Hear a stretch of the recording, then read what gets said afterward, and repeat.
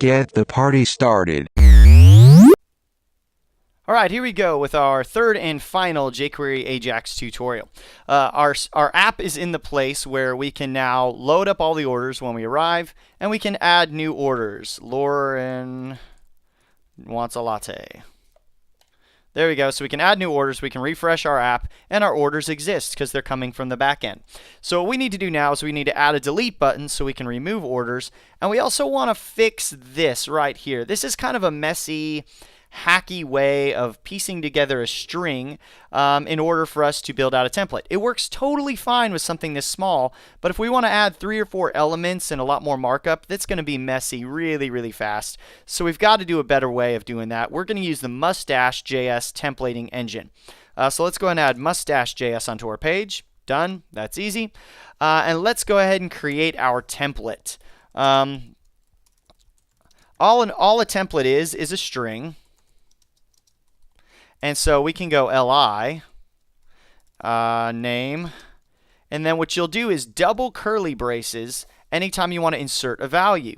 So instead of doing order-name, we are going to pass order into our template, and we can do name right there. And so it's going to look in order for the value of name and spit it out right there. And so that would be the same as order.drink. So that's our template for what we have right now. Let me close that li tag. And let's go ahead, instead of doing this, we're going to go mustache.render. And you pass it 2 things. You pass it your template and then your object of values. So we're going to go order template. And then we're going to go order, which is our object right here, which has all our values in it. Let's go ahead and refresh, and it should look exactly the same. Excellent. No change at all. But what we've done now is we've given ourselves the ability to add a lot more complicated templating to this. And so what you can actually do is a sneaky way. If you have a template that's not too big and bad, you can build it by adding a bunch of plus signs. And as long as you start off with an empty string, you can do new line breaks. So I'm going to go li. I'm going to go strong. I'll actually do a paragraph. P strong name is my name. There you go. And I'll add some more. Do another paragraph. Strong. Let's capitalize those.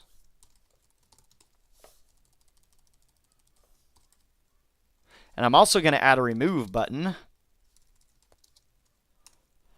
And this is actually a pretty annoying way to do a template this big. There's grunt plugins. There's a lot of ways to make a better template that's in an actual HTML file and import it in and use Mustache to render it. But for now, this'll have to do for our example. Let's do a button.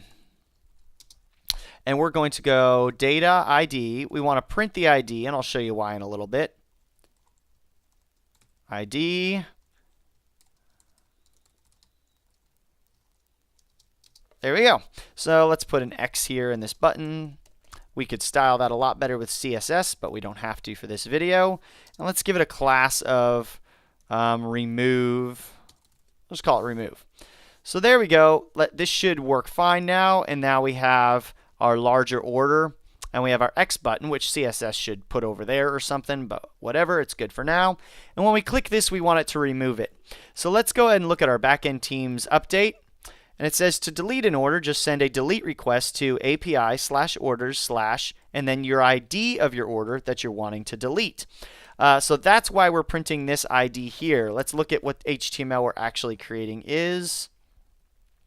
We're adding a paragraph tag with name, a paragraph tag with that, and then a button with the ID of 3 and a class of remove.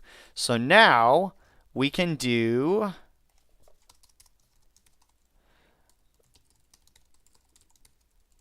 click, or we can do on click. I like to do on click. I feel like it's more consistent.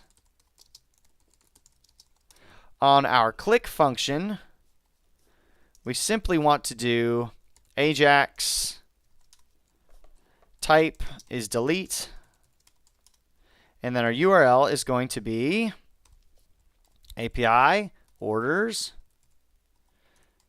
and then plus Now I can get the attribute out. Was that data ID? I think I was calling it. Yep, data ID. I can grab the data ID. So this will be, if I click here on ID number 1, it'll be API/orders/1. So that's grabbing that attribute out. And this will not work, and I'm going to tell you why. So here we go. I'm going to do this, and uh-oh, something's broken. I probably have something bad in my code somewhere. Unexpected token on line 58. Oh, yeah. There we go. Got that. Okay, so this button will not fire any requests. Let me show you. Let's go to the network tab.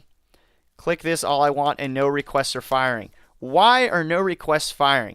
This is one of the most complicated things to figure out if you're new to JavaScript and jQuery, is I have the selector right, I have this remove selector correct, but when I'm firing this, when I'm running this JavaScript, there have not been any things added to my page yet because my page loads up with no orders.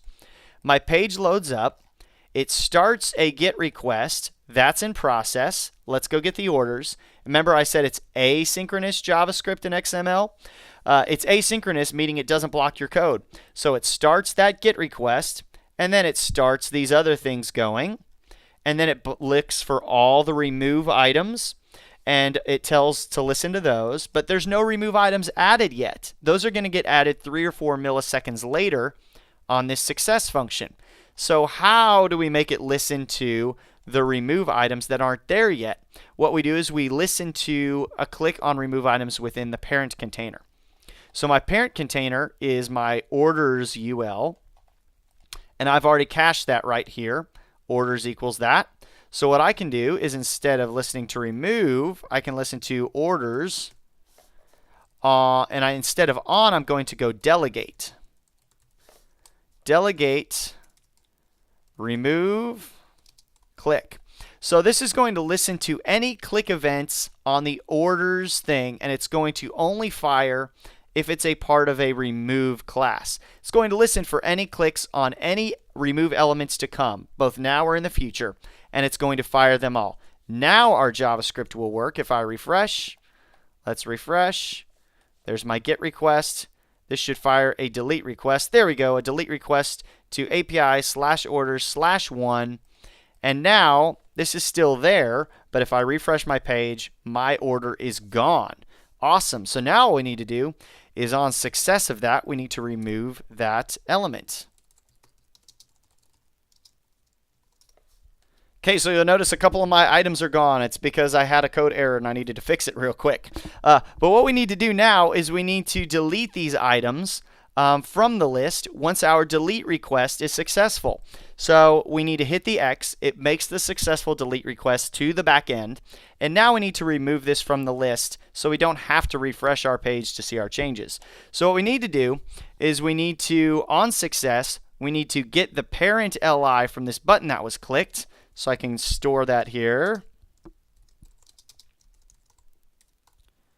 This closest LI. So that's going to start going up the chain till it finds an LI. It's going to be this button. It's going to go up, and it's going to grab it really quick. So I've stored that. And now on success, I can go li.remove. Let's see if that works. Refresh. Yay, it's gone. And it's gone. Let's add a new order. Let's add that. Let's add a few more Will coffees. Refresh. Make sure they're there. Make sure they all go away. It's gone. Let's refresh. It's still gone. It's gone. And it's gone. Let's actually make that a little cleaner. Let's go li fade out. 300. And then on callback to that fade out, let's remove it.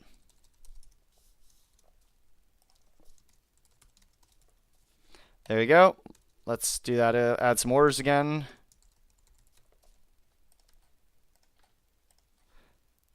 The fade out. The fade out. Much better. So there we go. We have built a complete application. Now, a few things that I need to specify that are very, very, very important is you cannot use this inside of a success function. Let me tell you what I mean is, see how I did this closest li? If I did this closest li in here, that would not do anything because this no longer refers to the remove button that was clicked. This now refers to the Ajax operation that is in progress. So what I actually have to do here is I have to grab the li up here. I have to refer to this when I'm inside of this function. And now I can pull the ali here.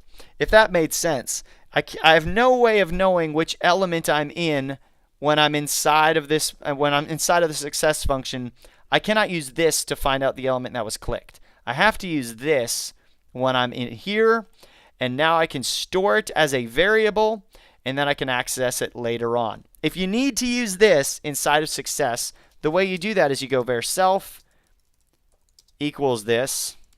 And so now I'm saving a reference to self, calling it this, and now I can do self. So it's accessing a variable. It's going to look up my scope and find a variable. If it looks for this, this already exists inside of the Ajax item, so it's going to pull the wrong this. If I do self, there's no such thing called self yet, so it's going to start looking up my scope, and it's going to find something called self, which refers to this. I know that was a tongue twister for you, but that's why I did it the way I did it right there. It's a scoping issue. It's one of the trickier issues of JavaScript. I really need to do a whole video on it, but this is about Ajax, so I'll leave you where we are. Have a great day, and good luck Ajaxing.